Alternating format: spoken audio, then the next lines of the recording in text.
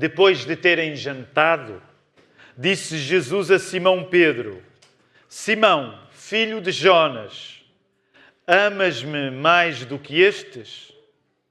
E ele respondeu: Sim, Senhor, tu sabes que te amo. Disse-lhe: Apacenta os meus cordeiros. Tornou a dizer-lhe segunda vez: Simão, filho de Jonas, amas-me? Disse-lhe: Sim, Senhor, tu sabes que te amo. Disse-lhe: Apacenta as minhas ovelhas. Disse-lhe terceira vez: Simão, filho de Jonas, amas-me? Simão entristeceu-se por lhe ter dito terceira vez: amas-me. E disse-lhe: Senhor, tu sabes tudo, tu sabes que eu te amo. Jesus disse-lhe: Apacenta as minhas ovelhas. Na verdade te digo que quando eras mais moço, te cingias a ti mesmo e andavas por onde querias, mas quando já fores velho, estenderás as mãos e outro te cingirá e te levará para onde tu não queiras. E disse isso, significando com que morte havia ele de glorificar a Deus. E dito isso, disse-lhe: Segue-me. E Pedro, voltando-se, viu que o seguia aquele discípulo a quem Jesus amava e que na ceia se recostara também sobre o seu peito e lhe dissera: Senhor, quem é que te vai trair? Vendo Pedro a este, disse a Jesus: Senhor, e deste que será?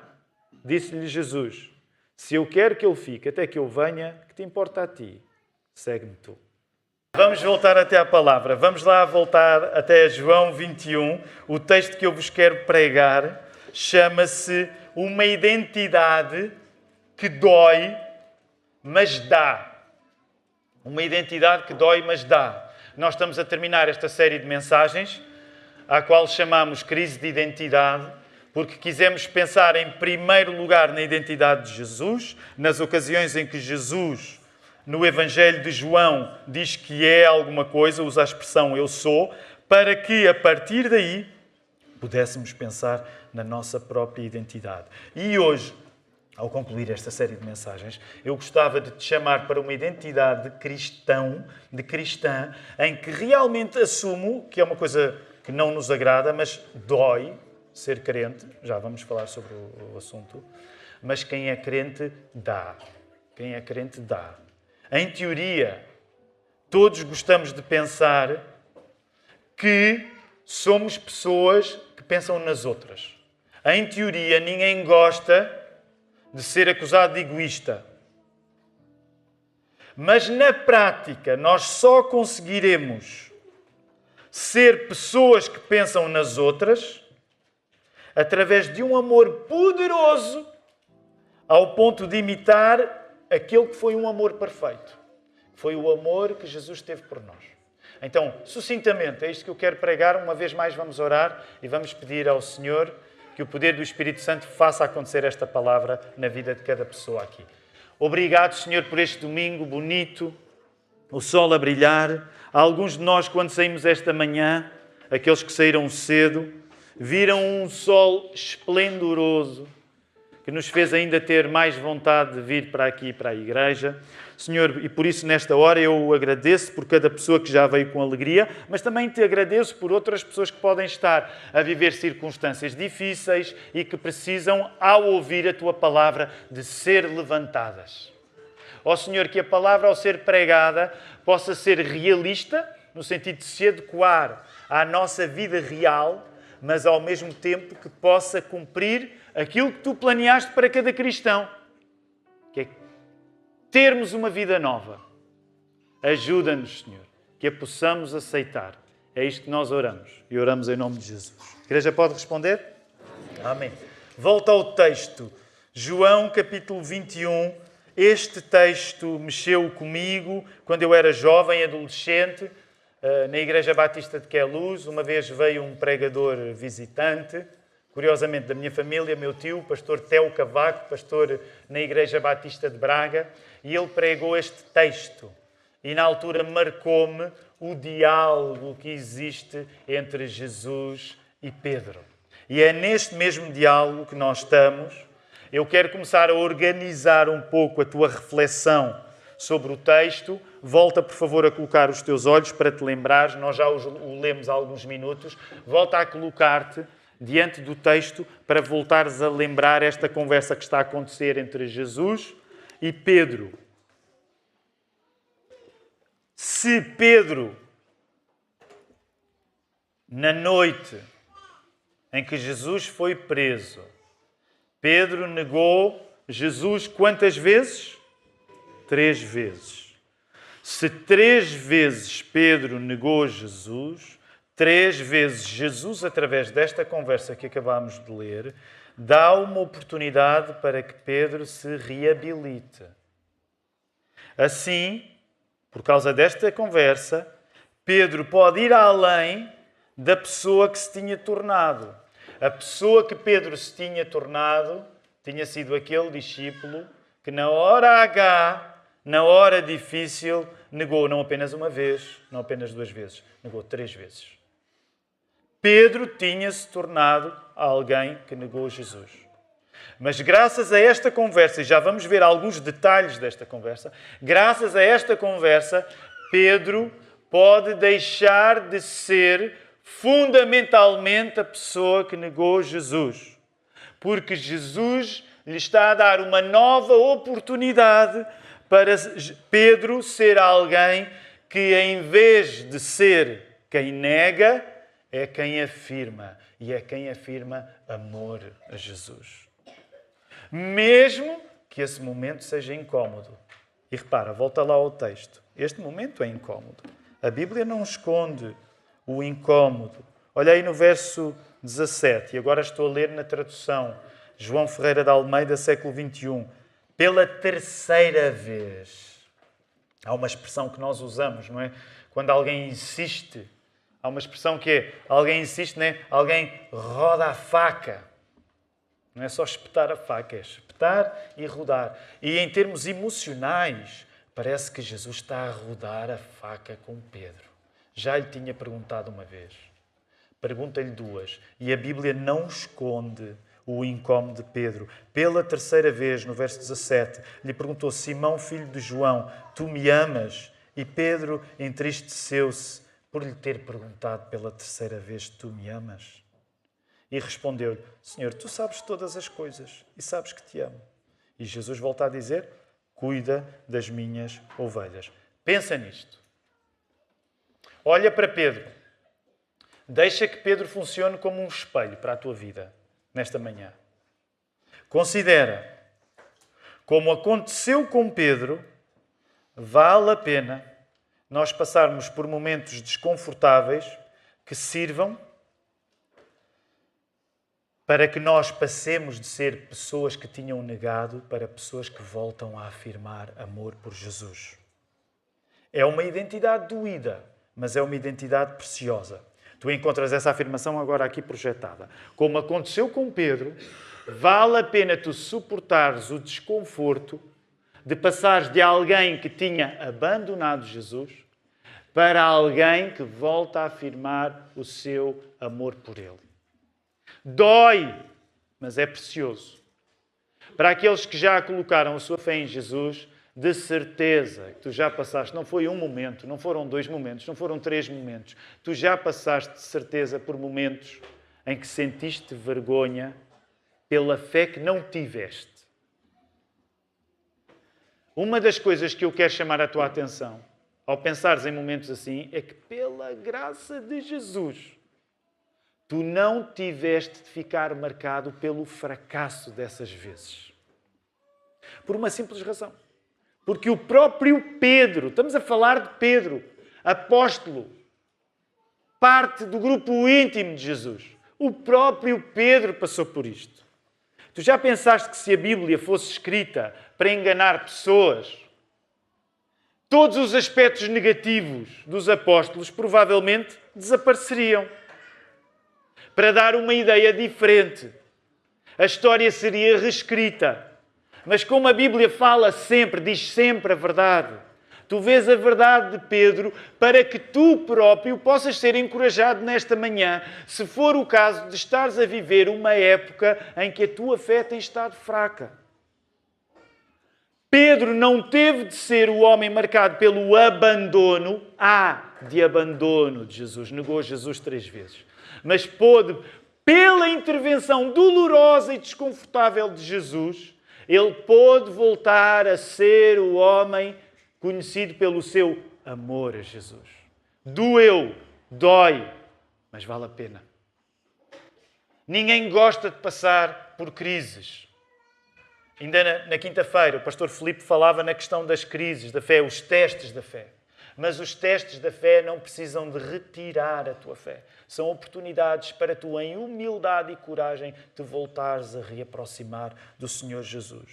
E não deixa de ser curioso que a nova identidade que Jesus vai dar a Pedro, repetindo a ideia de apacenta as minhas ovelhas, cuida do meu rebanho, a identidade que Pedro volta a ter já tinha sido a identidade que Jesus lhe tinha dado.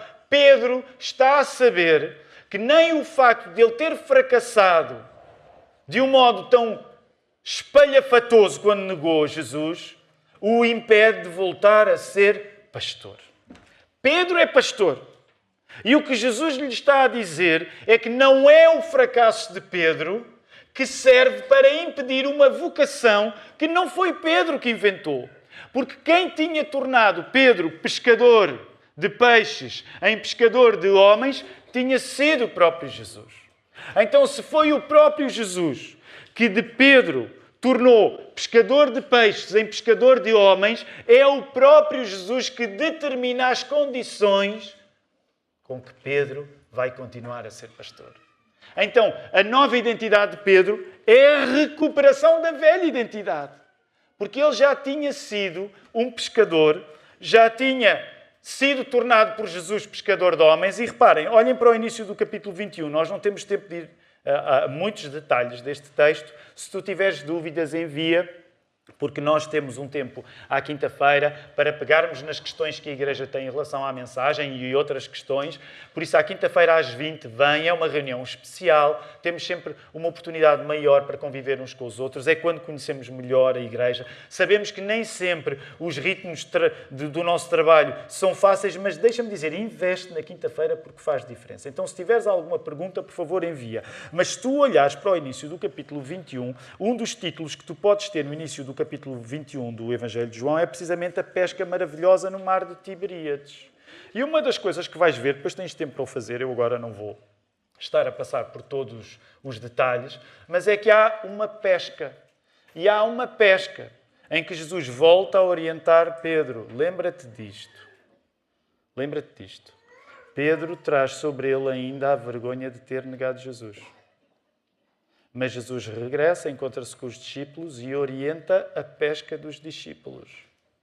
E o peixe aqui é de facto muito importante, porque se tu reparares, depois desta pesca, o próprio Jesus tem uma ideia. Vê aí o verso 12. Jesus disse-lhes, vinde, venham comer. E nenhum dos discípulos ousava perguntar-lhe, quem és tu? Pois sabiam que era o Senhor. Jesus aproximou-se, tomou o pão e deu a eles, e fez o mesmo com o peixe. E essa foi a terceira vez que Jesus apareceu aos seus discípulos, depois de ter ressuscitado dentre os mortos. Quando eu passo por este texto, eu nunca desperdiço a oportunidade de dizer aos irmãos que o prato que Jesus preparou faz muita diferença. Qual foi o prato que Jesus preparou? O que é que Jesus cozinhou? O que é que Jesus sabe cozinhar? Foi? Peixe. Peixe como? Em que estado? Grelhadinho. Grelhadinho. Os irmãos que ainda não se renderam aos encantos do peixe grelhado vão passar mal na Nova Jerusalém. Digo sempre isto. Os irmãos já me ouviram dizer isto. E deixem-me dizer, os portugueses têm muitos defeitos. Têm, muitos. Mas há aqui uma virtude que nós temos. Nós, nesse aspecto, já estamos a meio caminho do céu. Porque nós já sabemos a maravilha que um peixe grelhado é. Então, porquê é que eu te estou a falar em peixe? Precisamente porque neste assunto do peixe, do pescador de peixes para pescador de homens, está Jesus a voltar até Pedro e a dizer, Pedro, quem decide se tu és pastor não és tu próprio, não é a tua vergonha que define se tu vais ser pastor ou não. Quem define as condições do que tu vais fazer sou eu. O que está por trás desta profissão sagrada é o que deve estar por trás de qualquer profissão. E deixem-me assumir, por exemplo, eu sou pastor, portanto sinto-me especialmente encorajado pelas palavras que Pedro ouve de Jesus. Mas o princípio aplica-se a ti. Tu não precisas ser pastor para te sentires encorajado, porque há aqui um princípio que se aplica a ti, se és pastor, e aplica-se a ti independentemente da profissão que tu tens. E o princípio é este. Quem ama Jesus, porque não te esqueças, foi essa a pergunta que Jesus fez. Pedro, tu amas-me? Quem ama Jesus é, seguindo o rumo da conversa de Jesus com Pedro, Jesus diz-lhe, apacenta as minhas ovelhas, cuida dos meus rebanhos. Então, quem ama Jesus, tu não precisas de ser pastor para ser chamado à mesma coisa. Quem ama Jesus, ama as pessoas de Jesus. E, nesse sentido, ama a igreja. Meus queridos, é sempre muito mais fácil nós, em teoria, amarmos Jesus do que as pessoas de Jesus. Nós amarmos Jesus é fácil. Jesus não está em carne e osso connosco. Nós podemos abstrair o amor que temos por Jesus, podemos romantizar o amor que temos por Jesus, mas Jesus, quando disse isto a Pedro, estava-te a dizer a ti também, em novembro de 2025, que se vê a maneira como nós amamos Jesus através da maneira como nós lidamos com a Igreja de Jesus. E é aí que as coisas ficam complicadas. Porque é muito mais fácil amar em Jesus em teoria do que amar o povo dele na prática. Jesus é perfeito, a sua igreja não é perfeita. Mas percebes a força da afirmação que está aqui a ser feita? Se tu és cristão, tu és chamado ao mesmo princípio ao qual Pedro foi chamado. Tu tens de ter amor pelas pessoas de Jesus. Tu tens de ter amor pela igreja.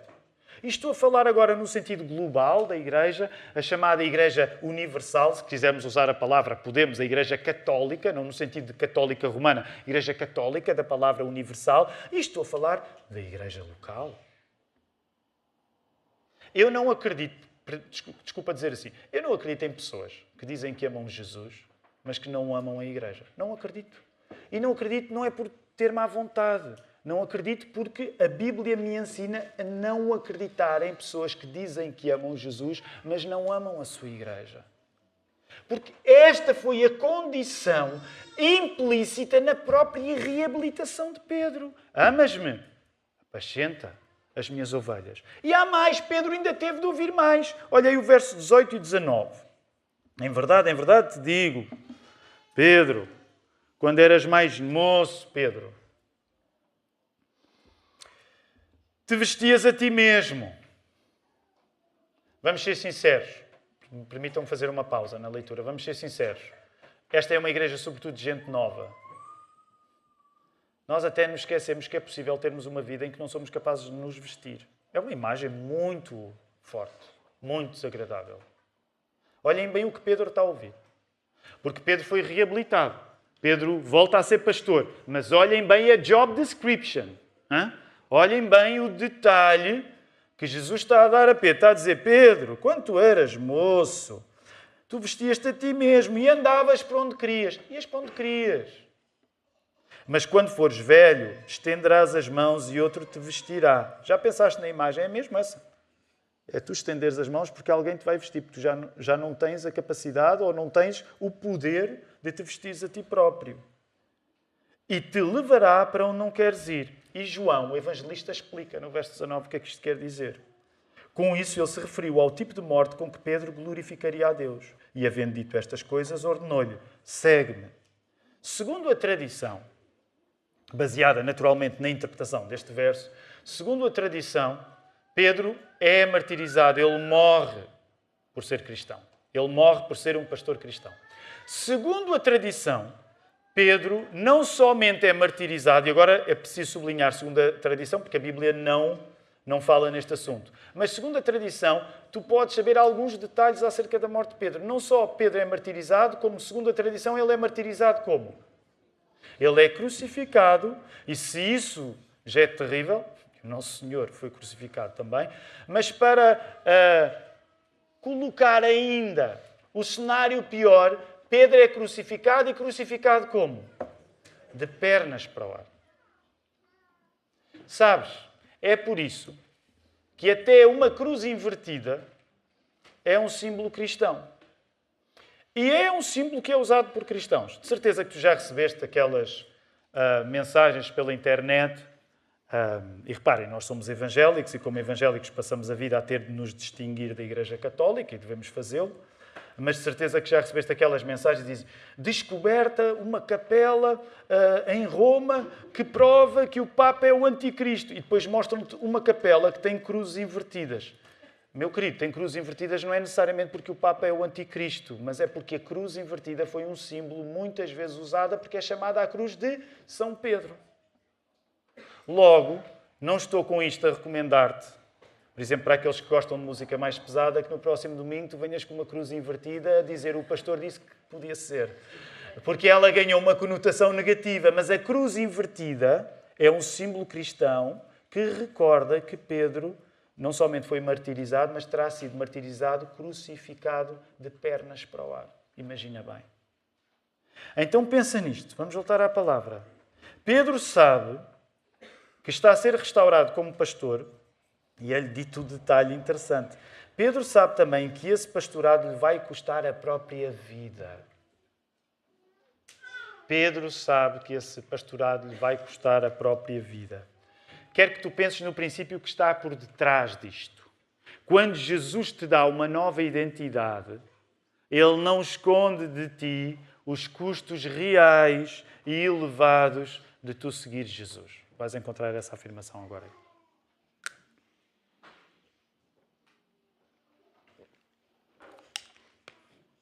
Vamos aplicar isto de uma maneira simples à nossa vida.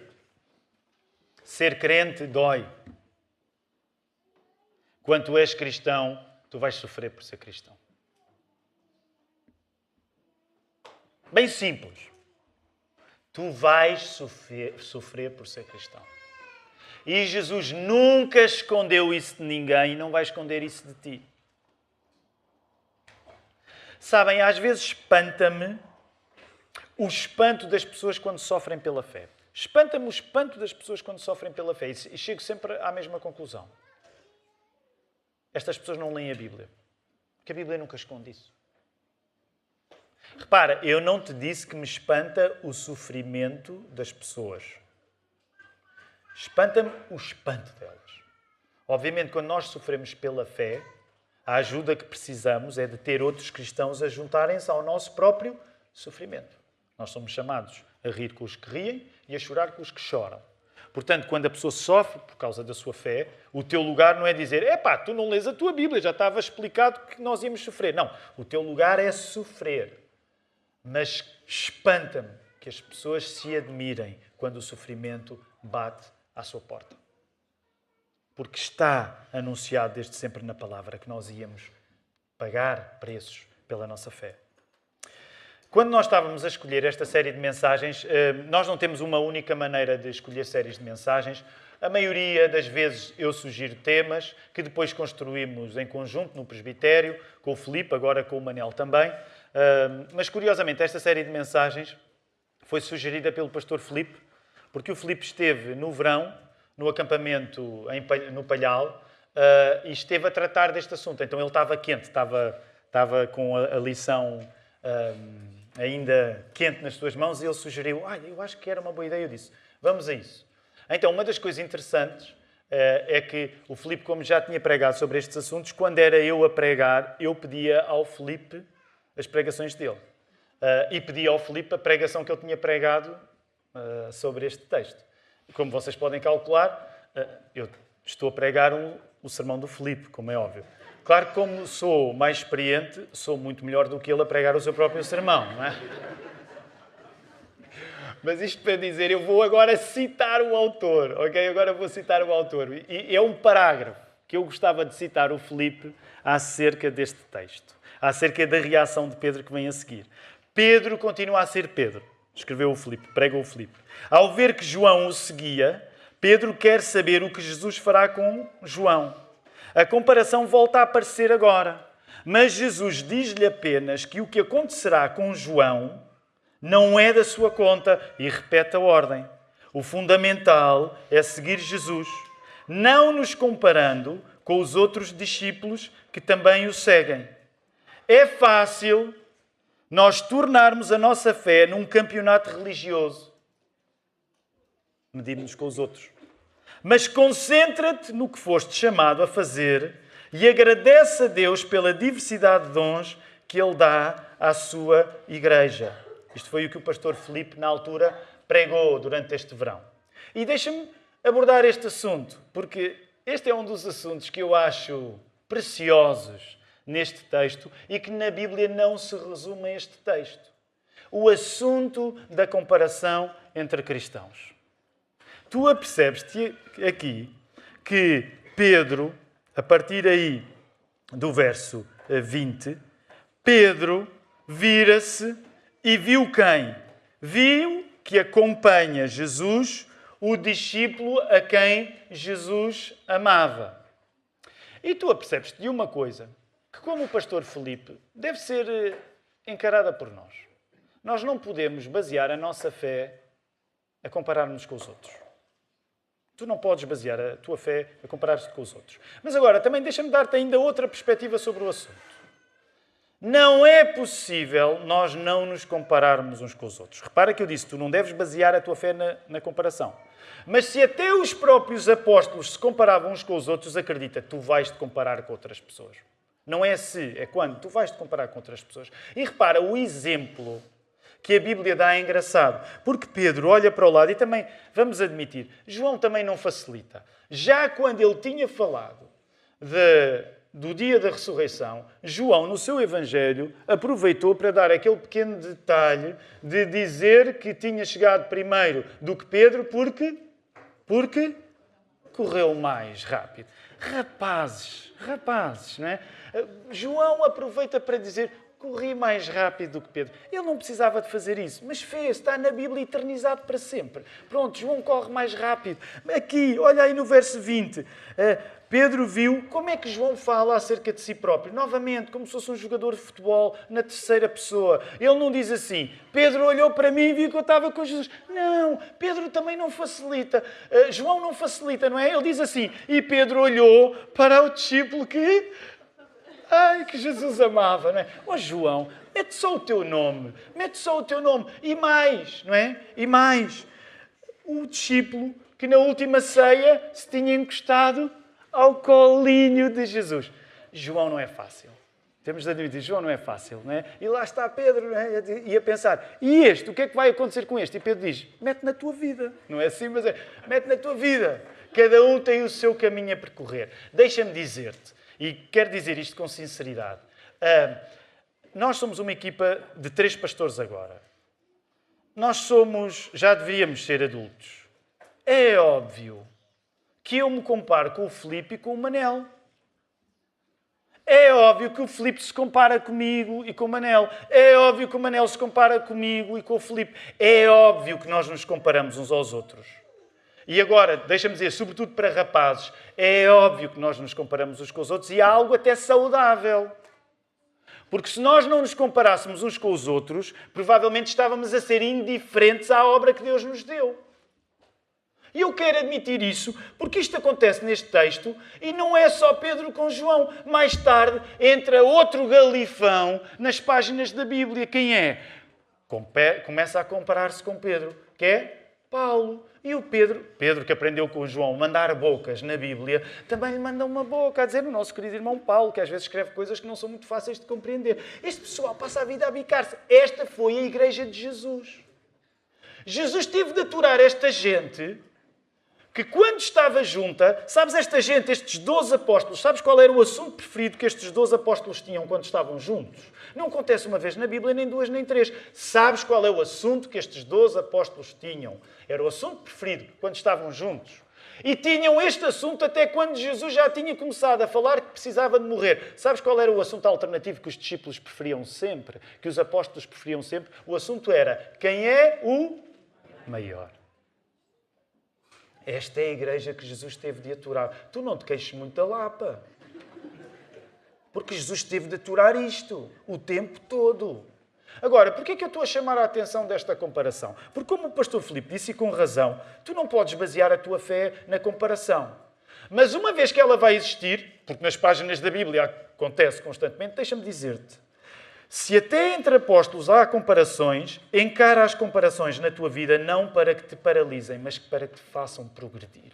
Tu precisas de ser humilde e quando vês alguém que tem uma qualidade que tu não tens, aprende com essa pessoa. Não queiras ser essa pessoa, aprende com essa pessoa. Treina com essa pessoa. Portanto, que as comparações não sirvam para fundamentar a tua fé e tu passares a vida a comparar-te com os outros, mas que quando essa comparação te aparecer, que isso te faça progredir na fé e não ficar paralisado. Tantas vezes nós estamos paralisados porque não aceitamos que a nossa vida é diferente da pessoa que está ao nosso lado. Eu não tenho a vida do Filipe, nem o Filipe tem a minha vida. Nós fomos chamados a viver vidas diferentes. O que eu quero é aprender com ele naquilo que ele tem para me ensinar e vice-versa. Na igreja a mesma coisa. É óbvio que nos vamos comparar. E eu estou a falar, até falei mais para homens porque eu sou homem. Porque nem sequer quero entrar no assunto das mulheres a compararem-se.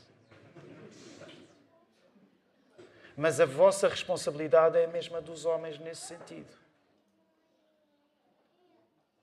Quero terminar, mas deixa-me só ainda finalizar este ponto. A Bíblia chama-te a seres adulto, a encarares a vida real e não uma vida idealizada. E olhares para estas questões e fazeres a oração certa quando reconheces os teus erros. O primeiro pecado pelo qual eu oro quase diariamente, no meu caso, é a inveja, porque eu sou muito invejoso. Eu quando vejo alguém que tem uma qualidade, não sou indiferente às qualidades dos outros. Por isso preciso orar constantemente pelo pecado da minha inveja. Mas muitos de vocês são invejosos ainda por confessar. Vocês nunca confessaram que invejam os outros. Vocês nunca confessaram que gostavam de ter a vida do outro. E porque não confessam, esse pecado continua encostado em cima dos vossos ombros. Em vez de já se estarem a libertar dele, como querem dar uma santidade postiça, vocês vivem oprimidos por pecados que nunca confessaram. E a comparação existe para nós admitirmos junto uns dos outros que não nos devemos paralisar, mas ajudar. E isso muda a maneira de nós vivermos dentro da igreja. Porque ao invés de eu ficar zangado quando alguém é melhor do que eu vou querer melhorar com esse irmão. Músicos, venham cá para a frente, vamos terminar esta mensagem. Tenho o último parágrafo ainda para partilhar com a igreja. Porque gostava que no final desta série de mensagens a nossa maneira de sublinhar a identidade que nos pertence fosse sublinhar também a identidade que por último foi revelada a Pedro. Pedro, no verso 18, já vimos isso, será levado para onde não quer. Ou dizendo de outra maneira, Pedro será morto pela sua fé. Pensa nisto. Porque a sequência, é por isso que nós precisamos ler as nossas Bíblias em voz alta para sentirmos o texto mais. Pensa nisto. Primeiro, Jesus sugere a este homem que este homem vai morrer pela fé. Que este homem vai sofrer pela fé. E o que é que Jesus diz ao homem a quem sugere que, olha, tu quando eras novo vivias de uma maneira que não vais conseguir viver quando fores velho. Portanto, Jesus sugere a Pedro que ele vai passar mal por causa da sua fé. E o que é que Jesus diz a seguir? O que é que Jesus diz a seguir? Segue-me. Se Jesus não tem um sentido de humor negro.